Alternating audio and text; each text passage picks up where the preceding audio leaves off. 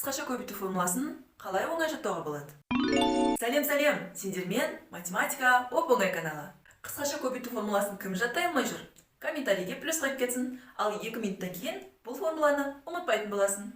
Математиканы ең қызық жолдармен үйретемін. YouTube каналыма тіркелуді ұмытпа. Бірінші қысқаша көбейту формуласы бұл мынау. Яғни а квадрат минус в квадрат тең болады. Осы екі санды екі жақшаға бөліп жаза саламыз. А минус в, а плюс в етіп. Бірнеше мысал қарастырайық. X квадрат минус y квадрат. Осы екі санды екі жақшаға бөліп жазамыз. X минус y, x плюс y етіп. Келесі мысал. X квадрат минус 5 квадрат. Осы екі санды, яғни x пен 5-ті екі жақшаға бөліп жазамыз. X минус 5, x плюс 5. Тағы бір мысал көрейік. 30-дың квадраты минус 20-ның квадраты. Ол тең болады. 30 бен 20-ны екі жақшаға бөліп жазамыз. 30 алу 20, 30 қосу 20. Бірінші жақша 30-дан 20-ны алсақ 10 қалады. Екінші жақша 30-ға 20-ны қосамыз 50 болады. 10-ға 50-ді көбейтеміз 500. Дәл осы формула керісінше келуі мүмкін. Мысалы, а минус y, а плюс y.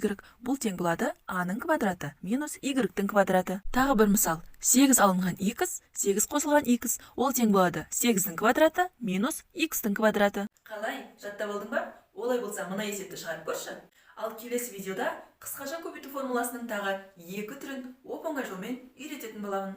Осы каналды жоғалтып алмас үшін тіркеліп алуды ұмытпа.